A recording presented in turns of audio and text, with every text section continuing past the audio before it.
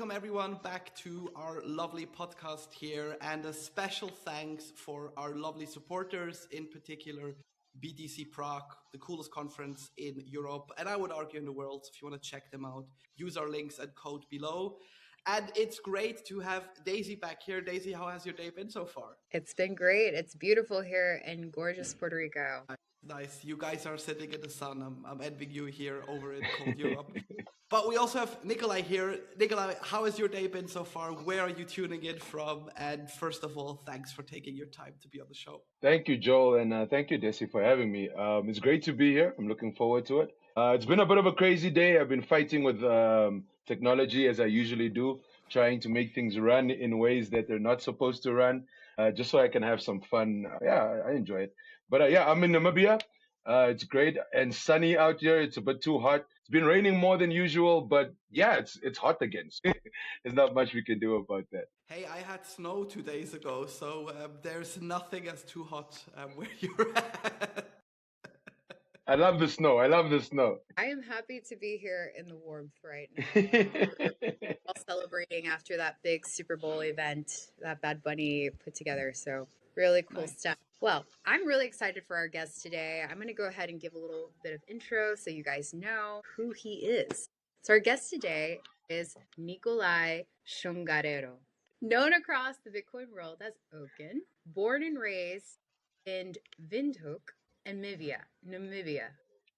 Yeah, there we go.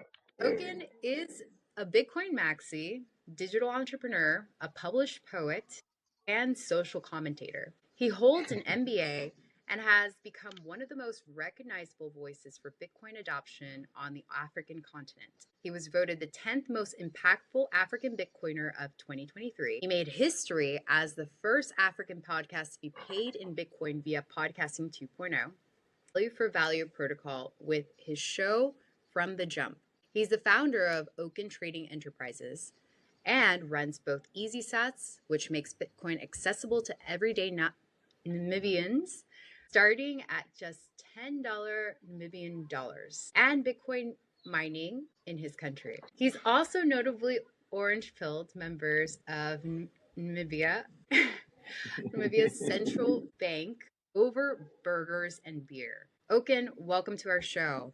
I am so happy to have you here. We've seen each other all around the world, and it is always a pleasure. You were actually on the panel, the storytelling panel that I was a part of in African Bitcoin conference back in 2024. And to be honest, thank you so much for being there. It meant a lot. So let's go with the first question. You're an MBA holding poet, which is super cool, and a creative entrepreneur who ended up becoming Namibia's chief Bitcoin officer. So walk us through that journey. What was the moment Bitcoin actually clicked for you, and what problem did it solve in your life? Yeah. So, well, firstly, what an intro. Thank you, Jesse.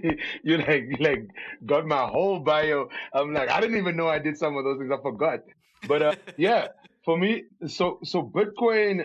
The first time I heard about Bitcoin, we were recording. I'm also part of a hip hop poetry group, a 3-man group called Black Balkanite. And at the time we were recording our first album, and one of the producers, he was into Bitcoin. He was already mining Bitcoin back in like 2011, 2012. And he was literally like, guys, you need to know about this Bitcoin thing. And I was like, bro, I don't care. I just hit record. I don't want to hear about anything. I just want to record and get money and, get on stages. And like, that was the dream at the time. And I didn't listen. 16, that was when I was still doing my honors degree. And then 2016, I got to go to China to do my master's. And while I was there, I fell into the some scenes where guys were like, hey, you should come to this blockchain, Ethereum thing. It seems like something you'd like. And I was like, no, I don't want to do that either. I'm here for like my degree. I don't care about that. So 2019, for me, Bitcoin was always about use cases. That's how I came in. It wasn't about money go up or somebody told me that like, this is the greatest thing in the world. I was twofold. I was sitting in Namibia. My brother was sitting in Dubai, and I was sending him his own money via Western Union. And the fees of Western Union during that COVID time were insane. I mean, I think it was more than 10%. It was insane. And I was like, just, tweeting about, like, complaining about it. The guy that tried in 2012 to tell me about Bitcoin becoming full was like, hey, the answer is Bitcoin. I already told you. And then, excuse me. At the same time, I was also trying to monetize my podcast hashtag from the jump because we were, starting to make some leeway and get like a couple of listens around the world. And I really wanted to monetize it, and I tweeted about it as well. And it was like Bitcoin. I was like, you know what? Let's just let me call you. Let's just have this conversation and let me figure this out. And half an hour later, my brother had, the Bitcoin. He sold it to a broker in Dubai. And he was like, "How did you do this?" And I was like, "I don't know. We'll figure it out." And that's where I started falling down the rabbit hole. And then, of course, the first time I got paid in Bitcoin was from the podcast. And literally, I'd be sitting at the bar that I got like the owners to start accepting Bitcoin, and my phone would just be vibrating, and people would be like, "What's that?"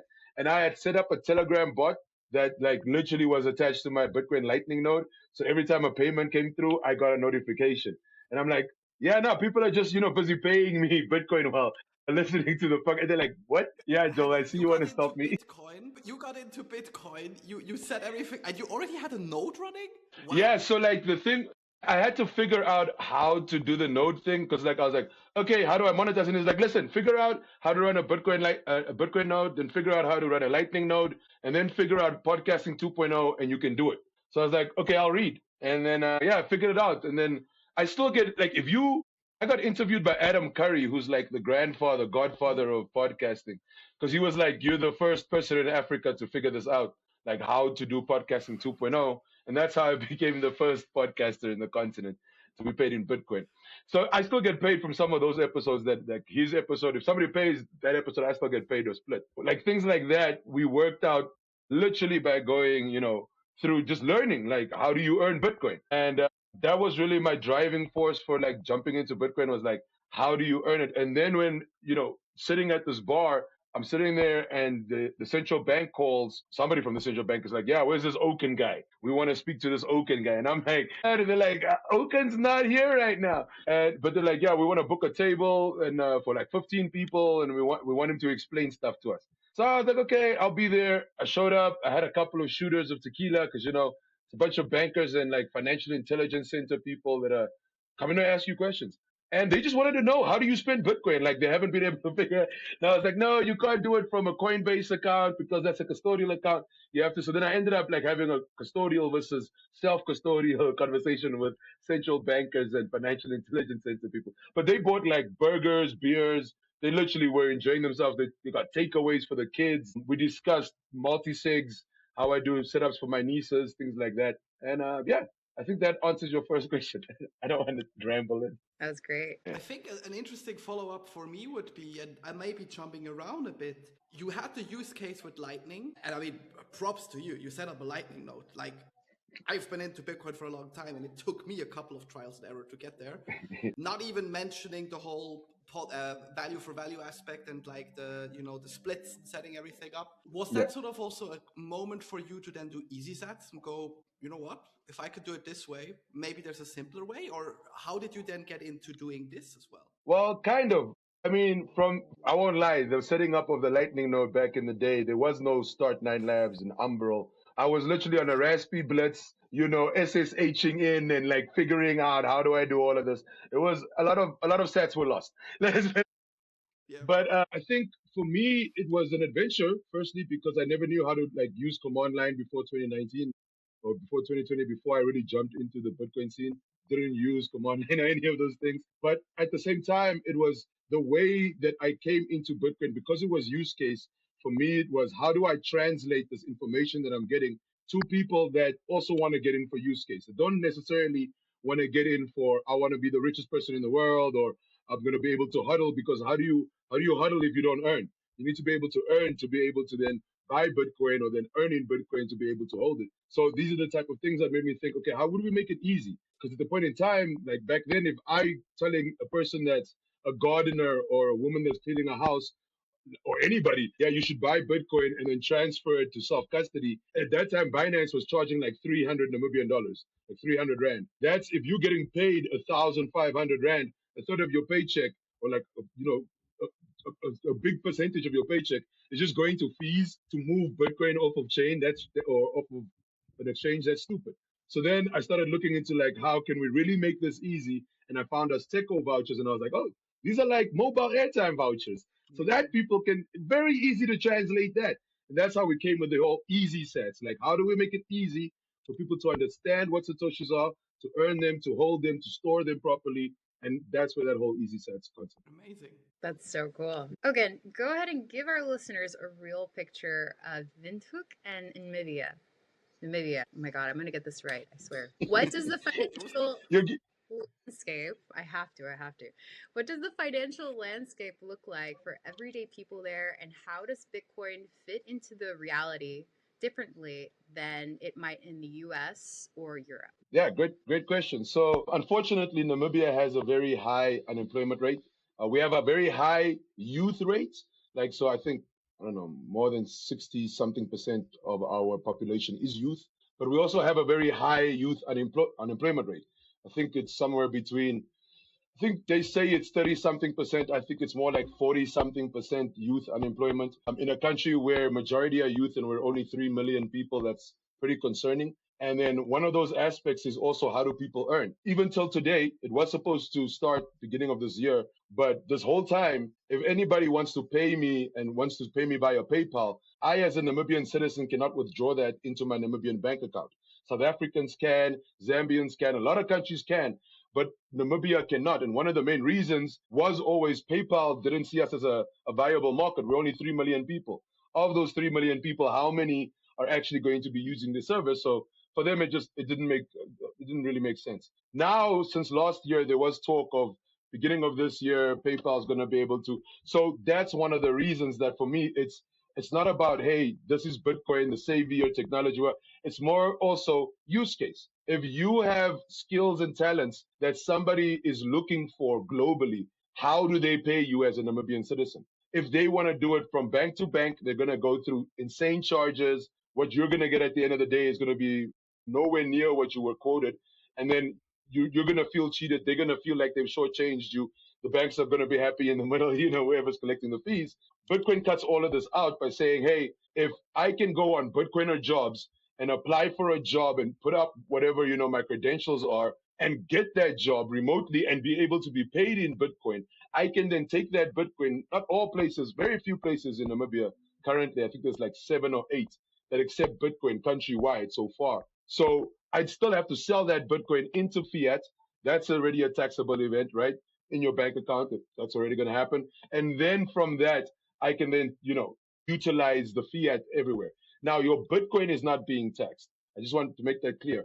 What is taxed is your sale of your Bitcoin at that moment, because everything is taxed in Namibia. Mobile airtime. I'm surprised I'm not being taxed for having this conversation right now. Oh, yeah, internet. I am being taxed. So, like, really, when you look at the financial landscape, you have majority of the people living from just above the middle class or just in the middle class to around the poverty line, to a massive gap, and then people driving Range Rovers and living in 5-bedroom mansions, and like, so you've got a difference of like, and then you take into account Windhoek as a city is one of the most expensive cities in the whole of Africa. Now, there's only like 300,000 people living in the city. That's a bit insane. If you're going to think about like, it's almost more expensive to rent an apartment in Windhoek than it is in Cape Town. So like, just think about that. If you've ever been to Cape Town, that makes almost no sense. Windhoek is landlocked. We don't have an ocean.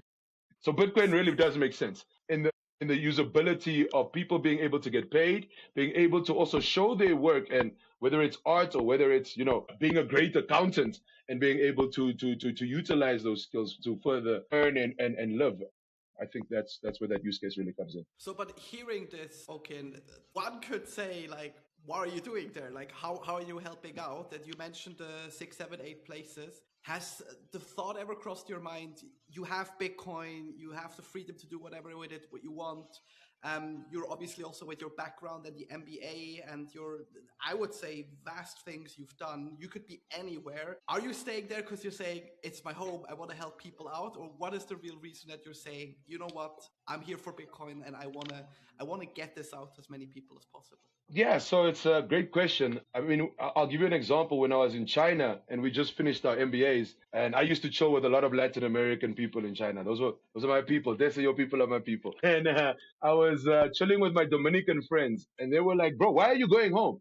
Like, you can do a PhD. They're like gonna keep paying for you to be here." And I was like, "No, I came here to get knowledge so I can go home and use that knowledge at home. Remember, again, like being 3 million people, I don't see that as like a bug. I see that as a feature. It means that we could potentially, if I can get 1 million of those 3 million people to think about Bitcoin in a way of actually a structured manner of earning and saving, that's already most of the country. We already good then. I don't have to convince 20 million people or 10 million people. But again, it's not, I don't even look at it like convincing. I see it as, if I make 10 billion US dollars, am I just going to sit and enjoy my 10 million US dollars while I know everybody that I grew up with and all those people? I'm not saying I'm going to give them money, but if I can show them how to earn money, then I don't have to give them money, right? If I can help you pay for your own plate at the table that we're all sitting at, then I don't have to pay for your plate. And that's what this is for me. It's a very selfish thing. I don't want to pay for people's plates. I don't want people coming to me being like, can I please have Bitcoin? I'd rather be like, yo, I like your burgers. I like your pizzas. I like, whatever's going on here. Oh, you wash cars. Let me come and spend because I earned Bitcoin. So I'll come and spend it because for me, it is money. And money is to be circulated. That's the power in money, is in its circulation. And that's literally how you build up neighborhoods, you build up industries, is the circulation of money. And I think that in a country like Namibia, where all props to El Salvador, but we also have an ocean where people can go surfing. But over here, we've got the big five. We've got cheetahs, biggest cheetah population in the world. We've got the highest sand dune in the world. We've got so many things that for me say, hey, why is there not a drive that Namibia should be Bitcoin country? I think it's a great idea in the sense of what opportunities it affords Namibians as a country and as a people, and as those that would use technology like Freedom Tech to be able to not just leapfrog others, but really go where they want to be, like where we see ourselves being. This is how I think we can really do it. And Bitcoin is one step in the Freedom Tech, toolbox that we can utilize to get there. That's great. I completely Sorry for my resonate. rambling. Okay. It's awesome. I want you to talk a little bit about Okin Trading Enterprises. So it's doing 3 different things all at once. So you have media production, Bitcoin access through easy sats, and mining through Bitcoin mining Namibia. So how do those 3 pillars actually connect for you? Is there a philosophy tying them together? Great question. So when I started Easy Sats, I started it back in 2019. And it was literally because I got a phone call from another creative, but like this man's mind is a bit wild. And he was like, dude, I have this contract and it's for, consumer insight and marketing research in Namibia. And I don't know anybody else in Namibia but you. So how about you start a marketing research and consumer insights company and I get you this contract because I know you can do it. So I was like, okay, why not? I just came back got my MBA. I'm doing logistics, but hey, let's try out this. I think I can do it. And that's literally how Okin Trading Enterprises started. It was a consumer insights and marketing research firm.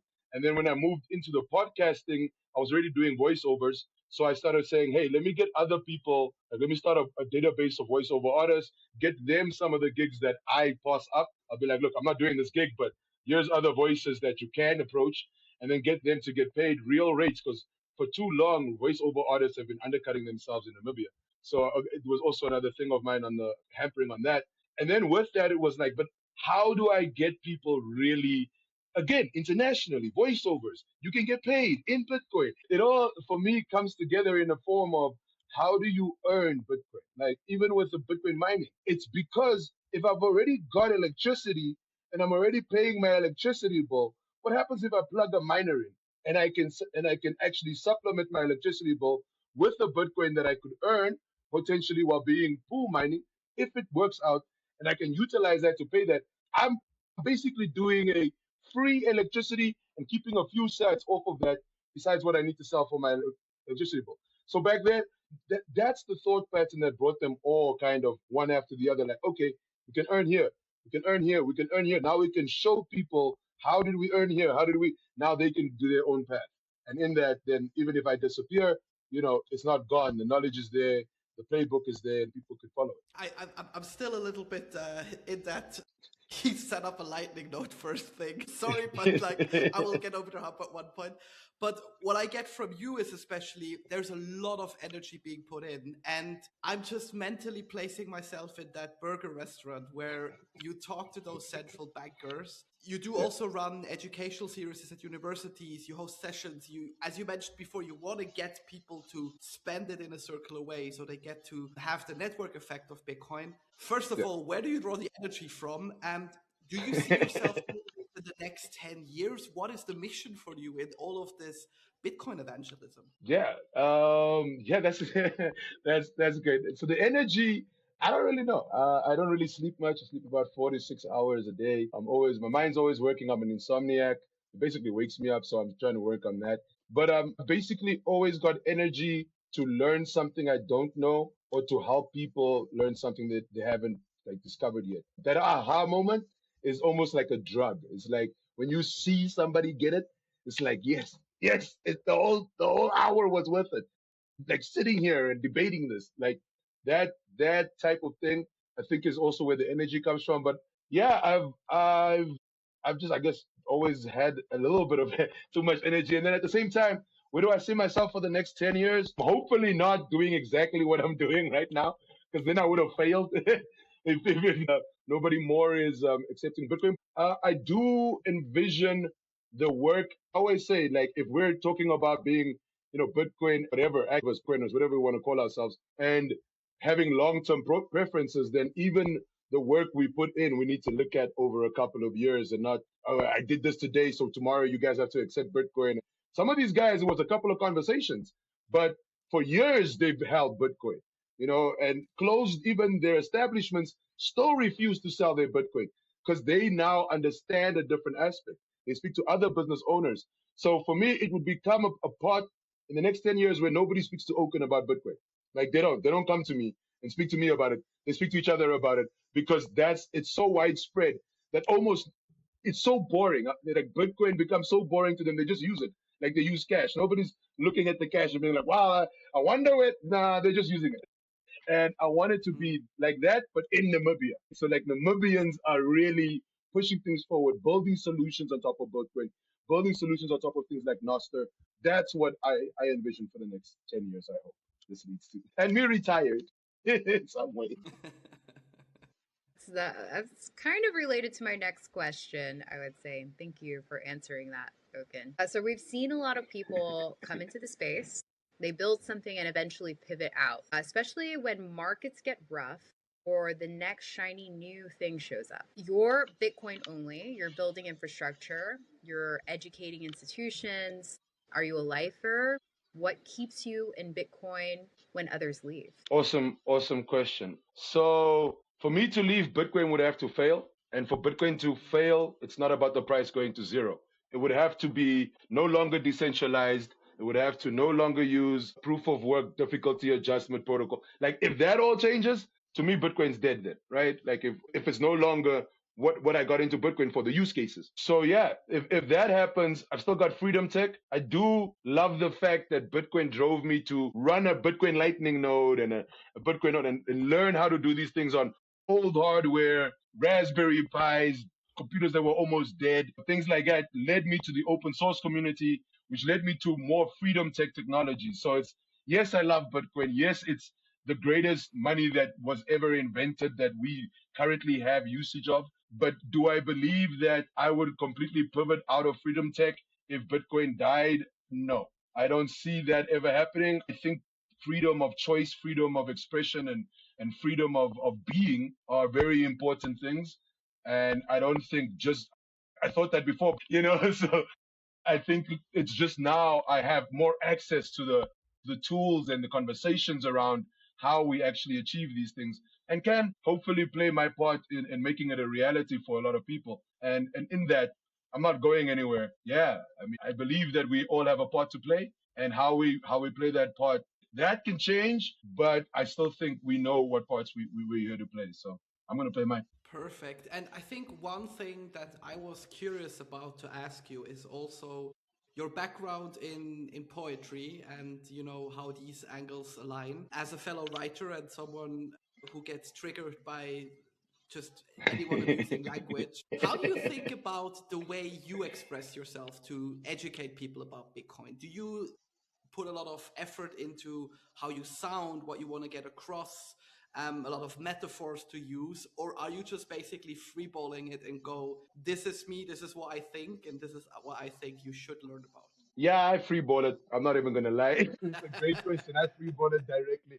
I'm not even gonna lie to you. So I started writing poetry at around the age of 10 years old as a way to go through my thoughts, without having to actually tell anybody what I was thinking. Just wrote them down, things that were going on the weekends when we were at parties, whatever. That's literally how it started. And then like the more I wrote, listened to like old school music, old school like writers in hip hop. I've always been a hip hop fan. But just looking at the way that, the cadences, the way that people literally used metaphors, but also at the same time used just blatant language to be able to tell a deeper story, just because of the way it is said. So not just what is said and when it's said, but literally the way it is said. The cadence of it really, really caught me. So I started writing poetry. It started waking me up like with my mind now, but like I literally used to wake up in the middle of the night and like write out poems, and then go back to sleep. And I used to have a whole wall full with like literally written hand poems. And then from that, I became more confident in like my ability of using words. But then like English teachers were like, no, you need to use punctuation. And I'm like, why are there all these red things on my poems? Never show you guys my writing again. And then around 2009, one of my friends, rest in peace, Ali, that dude, he hit me up and he was like, yo, I'm gonna be in Cape Town and I need somebody to open for me. So like, come do a poem. And I'm like, dude, I've never done a spoken word poem. I just write poetry. He's like, no, no, no. At this time, like I had a good following on like Facebook for like my written poems. A couple of thousand people.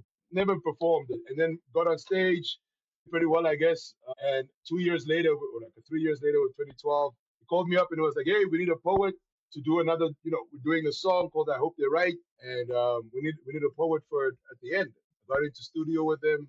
It was myself, Ali, and Mark Mushiva, and we recorded "I Hope They're Right," which became the first song of our album "Remember the Future." Because then we created Black Volcanet as a group, and then yeah, that got us that's a lot of like acclaim. So for me, the thing about writing and then getting into poetry, and then from poetry getting on stage, and then from stages of performing poetry to stages of speaking on stages. Not now you're a host. You're no longer just the talent that's on the stage to open for the host and whatnot. It's all a progression of like natural progression. So now that's why I freestyle, because I hold like about 5 to 10 poems at any time in my head. And then at that same time, so if something goes wrong on stage, I can always pull back from that.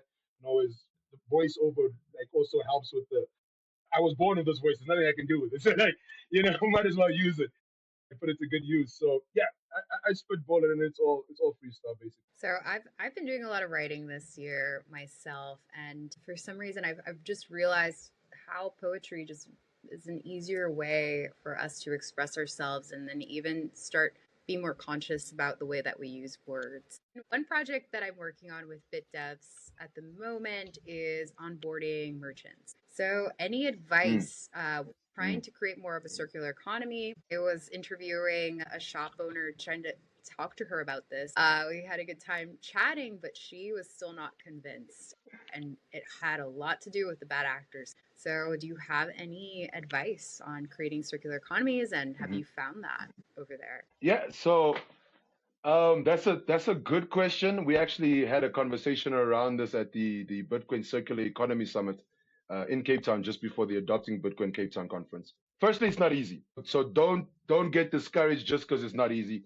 It's not easy anywhere. Nobody's had it easy to create a circular. Excuse me. And then secondly, like I failed at building my first circular economy. So just so you know, it's really not easy. And the reason was because I started off by I have this playbook and it's gonna work. And that's the first way to fail. Best way to do it is what you're doing right now. Go in, have a conversation, find out the pain points of this person. Don't even speak about Bitcoin. Like for the most part, the people that actually ended up adopting Bitcoin were the guys where I was like, hey, what's going on with your point of sale machine?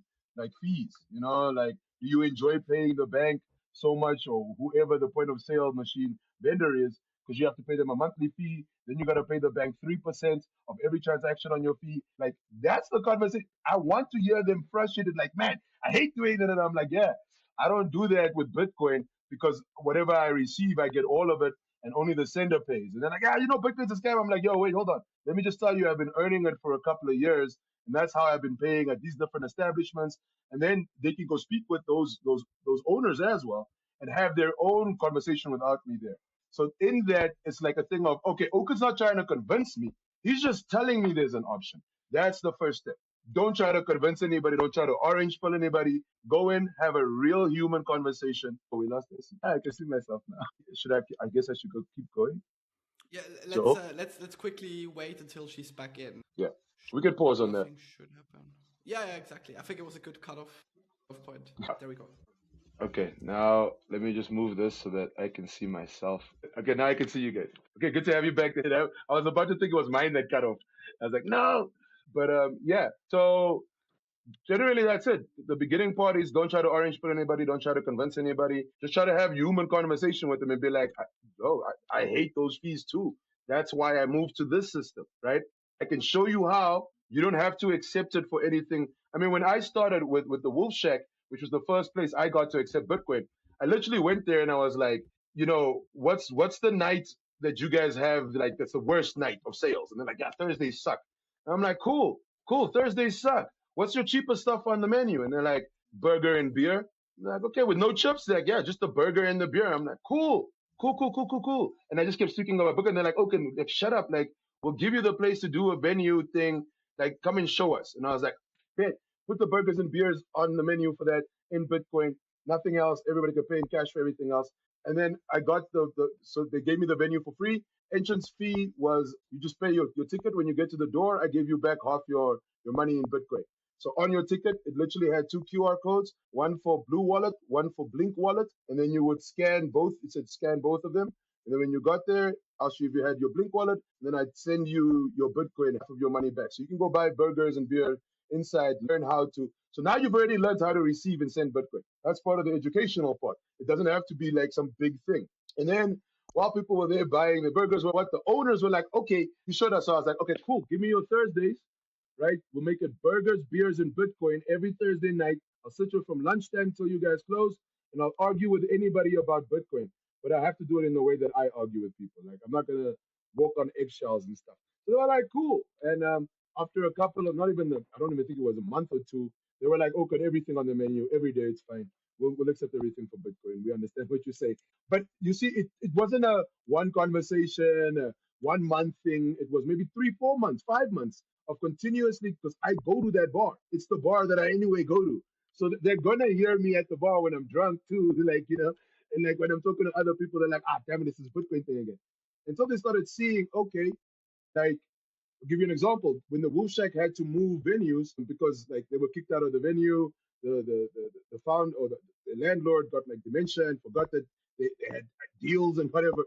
So they were like, no, we're out. They got another venue. Now, because they were moving venue in Namibia, your liquor license is attached to your venue, not just your company name. So literally, if you move venue, you need to get a new liquor license. Now, in those 3 months that they were applying for the new liquor license, because they only said every 3 months, they paid all of their employees like they were selling booze and food every day. And the reason they could do that is because they held Bitcoin and they were just shaving off little bits and paying them out, right? They could not do that for 3 months if they did not have Bitcoin. There was what also showed their employees the use case. Again, I did an educational, every one of, from the chefs to the bar people to the cleaners, all had Bitcoin wallets. So all of them could receive Bitcoin as tip, right? In that way, it's a thing of, it's not just for the bosses. It's not just for, who I work for or for this guy. It's for all of us. I can see it now. And that's how I would go about it. Is that also the reason? So going back to easy sets, and I actually did a sneaky calculation in the background. You can start for as low as 10 Namibian dollars from what I've read, which is roughly for the audience currently at time of recording about 63 cents in US dollars. Is that the reason for you also to go like, hey, it's quick and easy to get in, it doesn't take a lot of hassle? You said roughly before the salary was between 1,200 to 1,500. Do you enable people to get into Bitcoin this way easily and then encourage that spending again this way? Well, I mean, it's been a long journey of trying. What I do now is I use meetups and workshops as the free way of me giving out this information, because again, it becomes taxing to have the same what is money conversation every couple of days, right? So what we do, and the point of the meetups and the workshops is people come to the educational workshops, they bring their friends, they all get educated, and they start educating each other. Then they come to meetups, and then they speak to each other and literally engage about it. And in that way, even if I'm out of the country, people are still like spreading the message on what is Bitcoin, how do you use Bitcoin. But now they're doing it. So I always say, like, you don't have to like Okin, because the problem is, what if you don't like Okin? Does that mean that you shouldn't like Bitcoin? So just like we see Christianity, you change the messenger, not the message, right? You keep the message. The message is still Bitcoin, how you use it, how you earn it, all of that. But if you don't like Okin, then go speak to Lamek. Go speak to Becoming Full. Go speak to Desi. Go speak to Joe. Speak to whoever you like that also knows why Bitcoin. And in that, it actually does the end purpose. The end purpose isn't for Okin to be the one that got everybody on. It's to make sure that nobody at the end of the day comes and says, hey, Okin, I want some of your Bitcoin. No, bro. I showed you how we can all get it. And that's for me the greater part. That's Does great. that answer your question, Joe? I'm not Yeah, sure if yeah. I answered your question. Yeah. Yeah. I guess another curious thing that I've been pondering within the space is misinformation and who do you trust? Because we have this saying that's thrown around called "don't trust, verify." You know that there is truth to that. However, it can also be damaging. Yeah. If you'd like to comment a little bit about this. I mean, I think don't trust, verify is also a way of saying don't trust too easily till you can actually verify something. It's not to say like fully don't trust anybody. You still should trust your family, your friends, those people close to you. And Think in that critically. trust is why they listen to you. Yeah, exactly. But also at the same time, I think the end of that sentence is almost like when they say, they have these idioms that they say, and like nobody ever says the end of it. Like I see, said the blind man. That's not the full saying, right? Like the full saying is I see, said the blind man to the deaf girl sitting at the corner of the round table. But people forget that end part. So I think don't trust, verify also has another part. Like don't trust, verify, and remember that we have no kings and queens in Bitcoin. So don't just because somebody's been here for 10, 15 years, take their word as textbook law, or just because they're your favorite influencer or you like the way they look. Like there's an end point here, and kill your heroes in Bitcoin is a very known thing. Don't have heroes in Bitcoin. Don't be your hero. Yes, look up to people, but don't do the hero in Bitcoin thing. I luckily never had a hero in Bitcoin, so I'm happy that I didn't have to kill my heroes. But yeah, I think that's how the don't trust, verify goes: is think truly critically and decide for self. This is also why I must say I do still follow like a couple of altcoiners, shitcoiners, whatever you want to call them, because I don't like living in a bubble. I think too many people that are Bitcoin users live in a bubble, and the world is not a bubble. You still have people. You still have to engage with people that we call normies. You still have to engage with altcoiners. It's not, and if we just speak to each other in our little bubble, then the rest of the world going to like worse stuff is our fault as well, because we're not being part of the greater conversation if we're just in a subset. And yeah, I think that would have been my second to last question for today is how would you deal with constantly hearing the same stuff over and over again? You said it before. I cannot say the what is money talk again. And how important would you say it is also to fight back? But you luckily gave me the answer. Do you maybe sometimes feel that there is, phases where you go like the inner fighter in me wants to come out more because there's too much BS going around, or there's I don't want to say the wrong kind of people in Bitcoin, but you know what I mean? Like we have all of Yeah. a vision of it being peer-to-peer, being decentralized, and you slowly start seeing the centralization creeping in.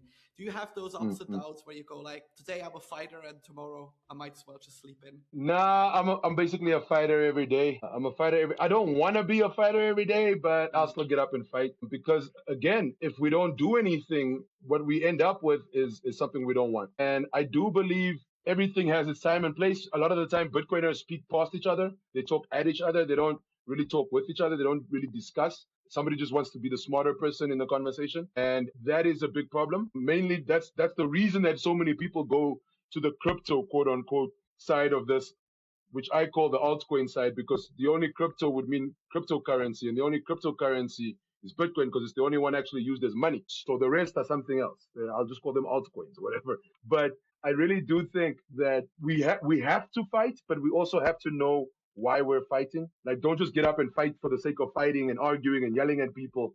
Like if you don't feel like this is your place to comment, don't comment. You can have the next fight. Like there's always going to be a next fight. Bitcoiners fight. That's what we do, especially against each other. So if you feel like the up return and knots versus core and what, and you're like, hey man, this has got nothing to do with me doing the education that I'm doing, or this has got nothing. Then just do what your part is. You do not have to be part of every conversation in Bitcoin. So yeah, I still fight. I think it's necessary more than ever to, we touched on critical thinking, to look at things and question them in a skeptical way, but based off evidence, right? I think that's like the very good definition of critical thinking. But staying quiet about things and just lurking around and watching is just as damaging.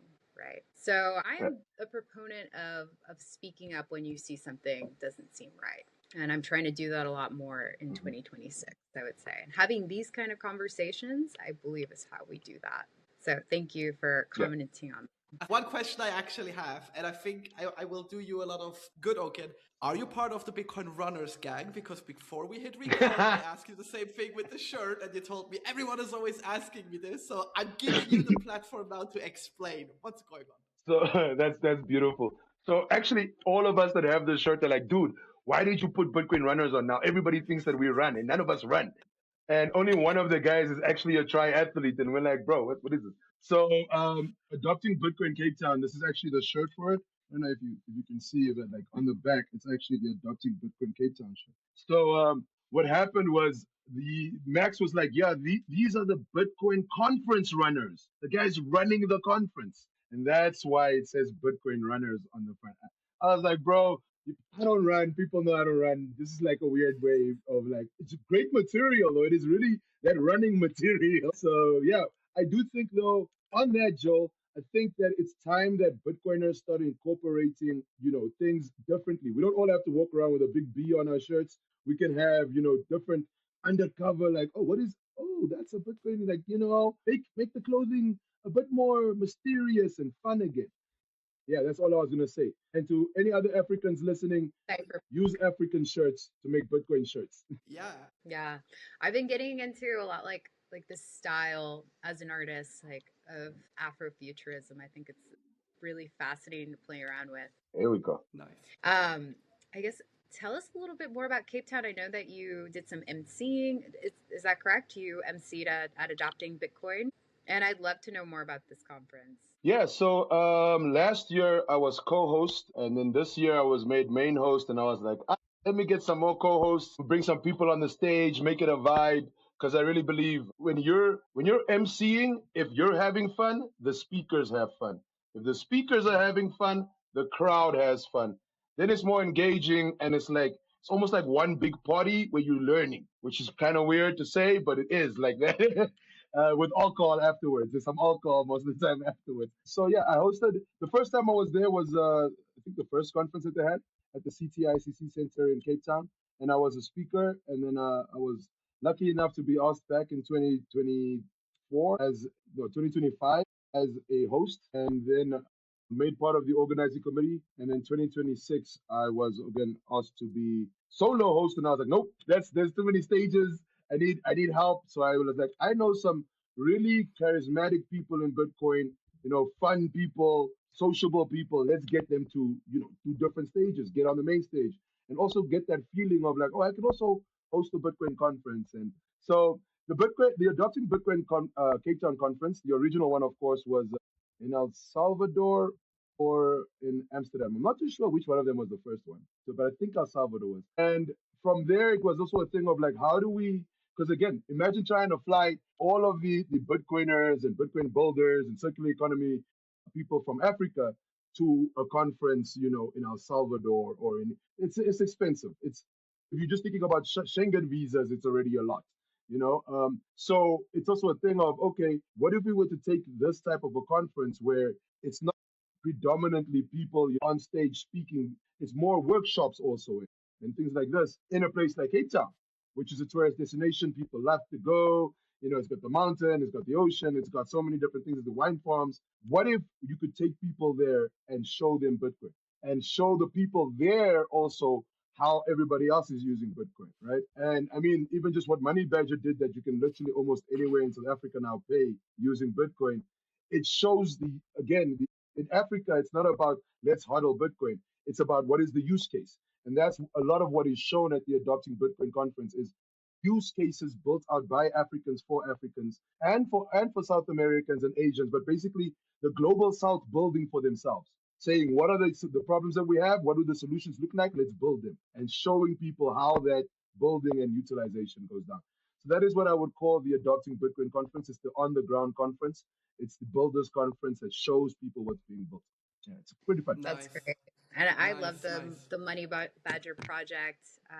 Money Badger, such a great project right now that's going on. Can you tell us a little bit more about that? So firstly, I just also want to say, not every place needs a circular economy to function like a circular economy, meaning for people to be able to spend. And because again, a circular economy puts a lot of pressure on people a lot of the time, I've seen. But what I will say is that with and this is something that Carl, the CEO and founder of Money Badger, actually said on stage, was that he was disillusioned with Bitcoin.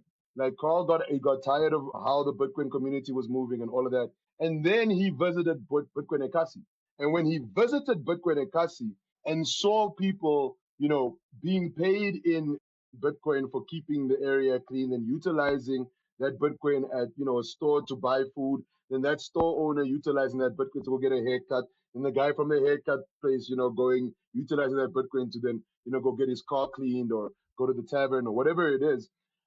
That got Carl's mind started again at like, and remember, Carl created, like, he was one of the founders of the first exchange in South Africa, which was Luno. So, like, he knows how to build, but at the same time, he was disillusioned with Bitcoin at this point. Then he goes to Bitcoin Ekasi and sees Bitcoin as a medium of exchange being utilized, and he totally goes back in and builds Money Badger, right, which he used to call the crypto QR code app. And then, but his goal, as he says, is if everybody else is building from bottom up, as us Bitcoiners like to say, and Carl's building from more or less the top down, because it's more of a, this is a solution for, yes, for users, but also for corporates to be able to say, okay, yes, we do. You can pay here in Bitcoin, even though they're still getting South African Rand. Him in the middle being able to be the way that converts from Bitcoin into South African Rand for them is the solution, right? And to do that, he had to have top level conversations. He had to go speak with, head of Pick and Pays, different like payment. He couldn't do that from the ground up. So he would have to build that from the top for what's coming, so that both meet at the middle. Is basically how I see what he did there. And it's because he didn't put his ego into it to say, no, it has to be built in this. He said, no, what is the way that it can actually be built and be sustainable? How could this actually function? And that's another part that I think a lot of us as Bitcoiners, whether it's building circular economies, whether it's building software, whether it's educating, really need to look at is what is the actual sustainable solution here, not just the push to our egos or to our names or, photo ops or like feeling like, oh, okay, I still feel like a lot more people should be accepting Bitcoin in Namibia, but I'm not going to push them. A lot of them are buying now. They're not telling people, but I can see it in their eyes when they see me. They're like, hey, I see Bitcoin stuff. I say, oh, okay, you also have some. Nice, isn't it? Like, I'd like more. Let's keep the price where it is. And that's also bear markets are times to build, but it's also times to have the real conversation about the utility of Bitcoin. Because guys are like, oh, Bitcoin jumped from 120,000 to 69,000. Okay, like, how is this a store of value? I'm like, what are the other parts that it does? It's not just the store of value. What else does it do? It also allows you to send value across the globe instantaneously. Did you forget about that aspect? Did you forget about the electricity that's tied in and how that can also be utilized? Because there's heat that comes off. You can use that. Then you have the conversation about what is Bitcoin beyond the hype of the fiat price. And I think that's also where people are like, oh, wait, hold on. This guy maybe this woman knows what she's talking about. And there's something I can build here. There's something else besides all the volatility of Bitcoin being the conversation. I think that's important. Yeah, and I think taking people at where they're at. So in my day job, I actually work at a Bitcoin company where I'm the public face also in front of the camera, and I do a lot of outreach to journals and with all of our business partners and stuff. And whenever I then need to, speak to even fellow colleagues of mine, and I go, shit, he really believes like Jeffrey Epstein is Satoshi, for example. So then I'm thinking and sitting there, I go like, this is actually a good video idea. Like if he's thinking about it, many other people are also thinking about it. So then 2 steps removed from that conversation, my brain is already in the intro to the video I'm doing and thinking about how you can actually use a negative at a set, which I think everyone watching this video can agree on, and turning it into a positive and showing like, hey, Bitcoin's not just about like a rich pervert billionaire dude in New York sending money to some guys. It is way more. And like, by the way, open source works this way. And to be able to back Bitcoin the way we have to factualize in the miners, and you get into all of these conversations and you find a new way of teaching people about the whole thing and not just the price on the screen. So from my end, that is like the perfect anecdote I want to leave at the end of the conversation. And I guess the only thing, okay, if people want to get in touch with you, if they're in Namibia and they want to visit you, where's the best place to hit you up? So firstly, please don't stalk me. Don't come find me randomly. I've had like 3 Bitcoiners here in the last week. I'm tired. Like it was too much partying and too much meat. Yeah, we had quite a few here. I won't say who. I won't dox them, but we had some fun. I will say find me at Okin, that's OKIN _ 17. So that's OKIN _ 17. You can find me there on Instagram, Twitter. It should show up on LinkedIn, but if you don't find me on LinkedIn under that, you'll find me under my real name, which is Nikolai Tjongarero, or just type in Okin. You'll probably find me. I'm not going to lie. It's probably going to redirect to there. And yeah, you can probably find me at Smoky Mare if you're in Namibia at some random time and you want to have like a drink. I love the steaks there. I like the burgers. So they accept Bitcoin for everything on their menu, including paintball. So I'm there a lot. Yeah, so that's how you can find me. And this was great. I had fun. Thank you so much, Okin, for sharing your knowledge. It's always a pleasure. Remember, sleep is very important. And wishing lots of health in 2026, lots of good things to come. Thank you. Blessings, guys. I hope to see you guys at a conference sometime this year, hopefully. Desi, maybe we'll share a stage again. That was a lot of fun. Yes. Yeah. I would be so down. You let me know. Well, thank you guys for tuning in on the Bitcoin Marketing Podcast with Joel and Desi and our guest Okin. You guys have a wonderful day.